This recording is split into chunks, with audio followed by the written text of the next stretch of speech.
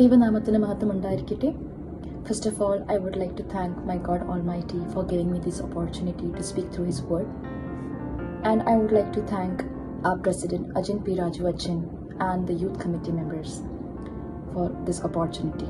നമുക്ക് രണ്ട് വാക്ക് പ്രാർത്ഥിക്കാം.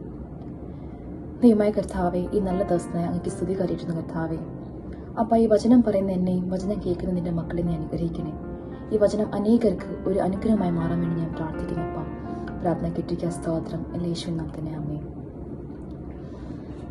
ഇന്ന് ഞാൻ എടുത്തിരിക്കുന്ന പോർഷൻ എസെക്കിയേൽ ചാപ്റ്റർ 37 അതിൻ്റെ 1 to 14 ആണ്.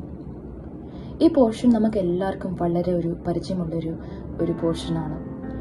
ഇത് ഞാൻ വായിച്ചപ്പോൾ എനിക്ക് ഒന്ന് രണ്ട് കാര്യങ്ങളാണ് ഹൈലൈറ്റ് ചെയ്യാൻ ഞാൻ ആഗ്രഹിക്കുന്നത്. അതിനു മുമ്പ് ഞാനൊരു ചോദ്യം നിങ്ങളോട് ചോദിക്കട്ടെ. എല്ലാം നഷ്ടപ്പെട്ടു പോയി, ഇനി ഒരു പ്രതീക്ഷയും വേണ്ട, ഇനി ഒരു ഉറപ്പുമില്ല, ഇനി ഒരു സൗഖ്യവും പ്രതീക്ഷിക്കേണ്ട എന്ന് പറഞ്ഞ് വിഷമിക്കുന്ന വ്യക്തികളാണോ നിങ്ങൾ? എന്നാൽ എനിക്ക് പറയാനുള്ളത് ആശയ്ക്ക് വകയുണ്ട്.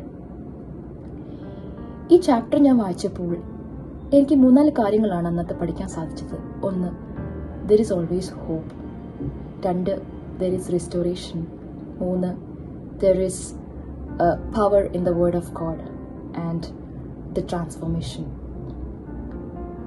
അപ്പം ഈ എസെക്കിയേൽ ചാപ്റ്ററിൽ നമുക്ക് കാണാൻ കഴിയുന്നുണ്ട്, ഇതൊരു നിരാശയിൽ നിന്നൊരു പ്രത്യാശയിലേക്കുള്ളൊരു യാത്രയാണ് അല്ലേ. നമ്മൾ ഈ ചാപ്റ്റർ വായിച്ചാൽ നമുക്ക് കാണാൻ കഴിയും, ദൈവമായ യഹോവ എസെക്കിയേൽ പ്രവാചകന് ദർശനം കൊടുത്തത്. അന്നത്തെ എസെക്കിയേൽ പ്രവാചകനെ ഒരു അസ്ഥികളുടെ താഴ്വാരത്തിലേക്ക് കൊണ്ടുപോയി, in the valley of dry bones. നമുക്കിതൊന്ന് സങ്കല്പിച്ച് നോക്കാം. Let us all picture this together. നിങ്ങളെ തന്നെ ഒന്ന് സങ്കല്പിക്കുക, നിങ്ങളാണ് ഈ അസ്ഥികളുടെ താഴ്വാരത്തിൽ നിൽക്കുന്നത്. എവിടെ നോക്കിയാലും അസ്ഥികളാണ്, ഡ്രൈ ബോൺസ് ആണ്, ഉണങ്ങിക്കിടക്കുന്ന വരണ്ട് കിടക്കുന്ന ഡ്രൈ ബോൺസ് മാത്രമേ കാണാൻ കഴിയത്തുള്ളൂ. എത്ര അൺപ്ലസന്റ് എക്സ്പീരിയൻസ് ആണല്ലേ, എവിടെ നോക്കിയാലും ഡ്രൈ ബോൺസ്.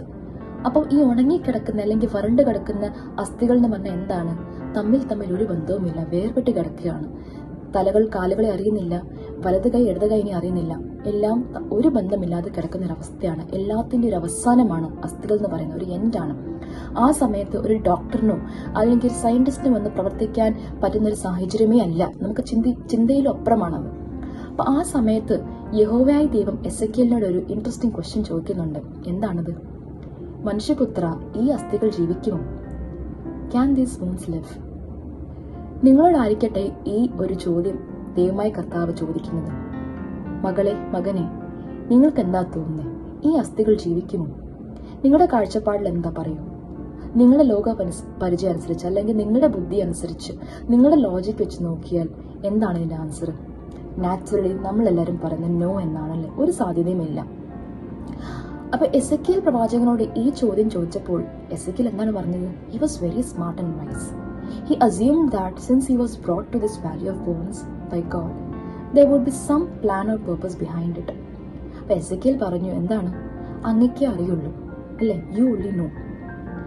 അപ്പോൾ ഇന്നത് കാണാൻ സാധിക്കുന്നുണ്ട്. ദൈവമായ യഹോവ എസെക്കിയേൽ പ്രവാചകനോട് പിന്നെ പറയുന്നു, എന്നാൽ നീ ഒരു കാര്യം ചെയ്യും, നീ ഈ അസ്ഥികളോട് നീ പ്രവചിക്കുക, കർത്താവിന്റെ വചനം നീ പ്രവചിക്കുക. എന്താണ് പ്രവചിക്കേണ്ടത്? Prophesy to these dry bones the word of God. You can see the power in the word of God here. അപ്പം എസെക്കിയേൽ പ്രവാചകൻ ദൈവം പറഞ്ഞ അനുസരിച്ച് അവിടെ ചെയ്തപ്പോൾ എന്ത് സംഭവിച്ചു? അവിടെ വലിയൊരു മുഴക്കം കേട്ടു, ഒരു റാക്ലിംഗ് സൗണ്ട് കേട്ടു, കിരികിരാന്നൊരു ശബ്ദം കേട്ടു. നമുക്കറിയാം ഈ എല്ലുകളുടെയൊക്കെ ഒരു സൗണ്ട്, കിരികിരാന്നുള്ളൊരു ശബ്ദം കേട്ടു. പിന്നെ എന്ത് സംഭവിച്ചു? അവിടെ പ്രവചനം അവിടെ നടന്നപ്പോൾ നമുക്ക് കാണാൻ കഴിയുന്നുണ്ട്, വേർപെട്ട അസ്ഥികൾ എന്തായി? തമ്മിൽ ചേർന്നു, അതിന്മേൽ മാംസം വന്നു. പിന്നെ നമ്മൾ താപ്പോട്ട് വായിക്കുമ്പോൾ നമുക്ക് കാണാൻ കഴിയുന്നുണ്ട്, പിന്നെയും പ്രവചിച്ചപ്പോൾ എന്ത് സംഭവിച്ചു? അവിടെ ആ ശരീരത്തിന് ജീവൻ വന്നു. അങ്ങനെ ഉണങ്ങിയിരുന്ന ആ അസ്ഥിയിൽ നിന്ന് വലിയൊരു സൈന്യമായി മാറി അല്ലേ. അതൊരു വലിയൊരു രൂപാന്തരമാണ് ഇവിടെ നമുക്ക് കാണാൻ കഴിയുന്നത്, വലിയൊരു ട്രാൻസ്ഫോർമേഷനാണ്. അപ്പം നമ്മൾ ഈ ഗംഭീരമായ സീൻ കണ്ടു. ഇനി നിങ്ങളുടെ ലൈഫിൽ ഒന്ന് ചിന്തിച്ച് നോക്കിയേ, നമ്മുടെ എല്ലാവരുടെ ലൈഫിൽ എന്തായിരിക്കും എല്ലാവരുടെ ലൈഫിൽ ഡ്രൈ ബോൺസ് ഉണ്ടല്ലേ എല്ലാവരുടെ ലൈഫിൽ എന്തെങ്കിലും ഒരു വിഷയം നമ്മൾ അലട്ടുന്ന ഭാരപ്പെടുത്തുന്ന വിഷയമുണ്ട്. അപ്പം നിങ്ങളുടെ മുമ്പിൽ ഉണങ്ങിക്കിടക്കുന്ന, വരണ്ട് കിടക്കുന്ന, അല്ലെങ്കിൽ ഒരു ബന്ധമില്ലാതെ വേർപെട്ട് കിടക്കുന്ന, ഇനി ഈ ഒരു പ്രതീക്ഷയുമില്ല, ഇനി ഈ വിഷയത്തിൽ മേലൊന്നും ഉണർവില്ല, അല്ലെങ്കിൽ ഒരു എഴുന്നേൽപ്പില്ല, ഈ വിഷയം വിട്ടുകളഞ്ഞേക്ക് എന്ന് നിന്റെ മുമ്പിൽ കൂന കൂടി കിടക്കുന്ന ആ വിഷയത്തിന്റെ മുമ്പിൽ നിങ്ങൾക്ക് പറയാൻ സാധിക്കുമോ, യഹോവയായ കർത്താവേ, നീ എല്ലാം അറിയുന്നല്ലോ, ഞാൻ എന്താണ് പ്രവചിക്കേണ്ടത്, എന്നെ ഒന്ന് പഠിപ്പിച്ചു തരാമോ? ദൈവമായ കർത്താവ് നമ്മൾ ഓർമ്മിപ്പിക്കുന്നുണ്ട്, എന്താണ്? നീ വചനം പറ, കർത്താവിന്റെ വചനം നിന്റെ സിറ്റുവേഷനെ നോക്കി, നിന്റെ ആ ഉണങ്ങിയിരിക്കുന്ന ആ അസ്ഥികളെ നോക്കി നീ പ്രവചിക്കുക. നമ്മളുടെ ഡ്രൈ ബോൺസ് എന്തുമായിരിക്കാം, അത് ചിലപ്പം നമ്മുടെ ഒരു രോഗമായിരിക്കാം, നമ്മുടെ കുഞ്ഞുങ്ങളെ പറ്റിയൊരു ഭാരമായിരിക്കാം, അല്ലെങ്കിൽ തകർന്നൊരു ബന്ധമായിരിക്കാം, പലതുമാകാം. പക്ഷെ ദൈവം എന്താ പറയുന്നത്? എന്തുമായിക്കോട്ടെ, നീ നിന്റെ ആ വിഷയത്തെ നോക്കി നീ ഒന്ന് പ്രവചിച്ചു നോക്കിക്കേ. നിന്റെ ക്യാൻസറിനെ നോക്കി നീ ഒന്ന് നിനക്ക് പറയാൻ സാധിക്കുമോ, ക്യാൻസർ രോഗമേ എന്റെ ശരീരത്തിൽ നിന്ന് നീ വിട്ടുപോയി യേശുവിന്റെ നാമത്തിൽ.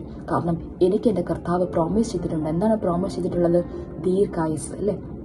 കർത്താവ് ആഗ്രഹിക്കുന്നതാണ് നമുക്ക് എല്ലാവർക്കും ദീർഘായുസ്, ഹെൽത്തി ലൈഫ്, പ്രോസ്പെറിറ്റി, പീസ് തരുമെന്ന്. അപ്പൊ ഇതൊക്കെ കർത്താവിന്റെ പ്രോമിസസ് ആണ്. നമ്മൾ എന്താണ് ചെയ്യേണ്ടത്? ദൈവത്തിന്റെ കൽപ്പന അനുസരിച്ച് ജീവിക്കുമ്പോൾ നമുക്കിതെല്ലാം കിട്ടും. ആ പ്രവചനം നമ്മുടെ സിറ്റുവേഷൻ നോക്കി നമ്മൾ പ്രവചിച്ചാൽ മാത്രം മതി, അല്ലേ? പ്രവചിക്കുക എന്ന് പറഞ്ഞൊരു it is A spiritual gift. അപ്പൊ നമ്മളത് യൂസ് ചെയ്യണം. നമ്മളോട് ദൈവം, അതിനാണ് നമുക്ക് മാർക്ക് ചാപ്റ്ററിൽ കാണാൻ കഴിയുന്നത്. എന്താണ് അതിനകത്ത് നമുക്ക് കാണാൻ കഴിയുന്നുണ്ട്?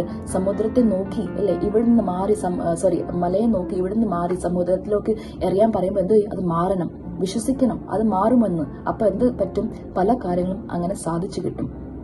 അപ്പം എന്താണ്? നമ്മുടെ വായിനെ, നമ്മുടെ നാവിനെ നമ്മൾ നല്ല ഫലം നമ്മൾ പറയുമ്പോൾ എന്ത് പറ്റും? അത് സംഭവിക്കും, ഇല്ലേ? നമ്മളുടെ വചനത്തെ വീണ്ടും നമ്മളോട് ഓർമ്മിപ്പിക്കുന്നുണ്ട്. എന്താ പറയുന്നത്? നീ നിന്റെ വായുടെ ഫലം അനുഭവിക്കുമെന്നാണ്. നമ്മൾ പലപ്പോഴും എന്താ ചെയ്യുന്നത്?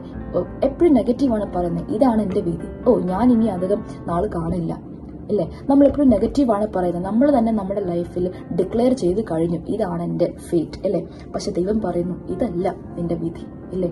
ഒന്ന് ഓർത്ത് നോക്കി, ചിതറിക്കിടന്ന ആ ഉണങ്ങിക്കിടന്ന ആ ഡ്രൈ ബോൺസിന് ജീവൻ കൊടുക്കാമെങ്കിൽ നിങ്ങളുടെ ലൈഫിലുള്ള ഏത് വിഷയമായിട്ട് ദൈവത്തിന് സാധ്യമല്ലേ? സാധ്യമാണ്. അപ്പൊ നമുക്ക് എസെക്കിയേൽ പ്രവാചകൻ ഉപയോഗിച്ച പോലെ ദൈവം നമ്മളെല്ലാരെയും ഉപയോഗിക്കാൻ താല്പര്യപ്പെടുന്നുണ്ട്. ഒരു ഹോളി സ്പിരിറ്റിനെ ഓപ്പറേറ്റ് ചെയ്യണമെങ്കിൽ എന്താണ് വേണ്ടത്? അതിന് ഒരു ബോഡി വേണം. നമുക്കറിയാം, ഈവിൽസും ഒരു ബോഡിയാണ് സെർച്ച് ചെയ്യുന്നത്, അതിന് ഓപ്പറേറ്റ് ചെയ്യണം. അതുപോലെ തന്നെ God is also looking for a body. So it's always a partnership between you and God.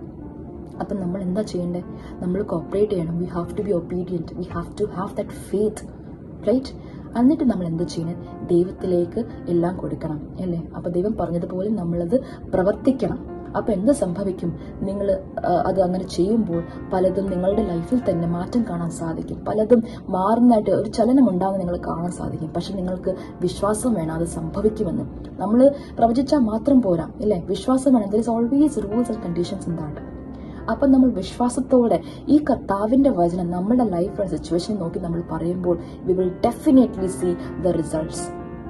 So speak good things over your life, right? There is power in your word, right? അപ്പൊ അത് നമ്മൾ നമ്മുടെ ലൈഫിൽ അത് apply ചെയ്യണം, correct? അപ്പൊ നമ്മൾ doctor എഴുതി തരുന്ന ആ ഫൈനൽ വേർഡിലെല്ലാം നമ്മൾ ആശ്രയിക്കേണ്ടത് we have to trust the God's promises who can give you long life, healthy life. ഇന്ന് നിങ്ങളോട് ദൈവം ചോദിക്കുന്നു, കുഞ്ഞെ, നീ വിശ്വസിക്കുന്നുണ്ടോ നിനക്ക് സൗഖ്യം കിട്ടുമെന്ന്? നീ ആയിരിക്കുന്ന അവസ്ഥയിൽ നിനക്കൊരു മാറ്റം വരും, നിനക്ക് വിശ്വാസമുണ്ടോ? യെസ്, യെസ് എന്ന് പറയാൻ നമ്മളെ ദൈവം ഒരുക്കട്ടെ. Are you ready to uproot the mountains from your life? Please believe that God can change any situation in your life. ഈ വചനം നിങ്ങൾ എല്ലാവരെയും അനുഗ്രഹിക്കട്ടെ എന്ന് പറഞ്ഞുകൊണ്ട് ഞാൻ എൻ്റെ വാക്കുകൾ അവസാനിക്കുന്നു. God bless you all.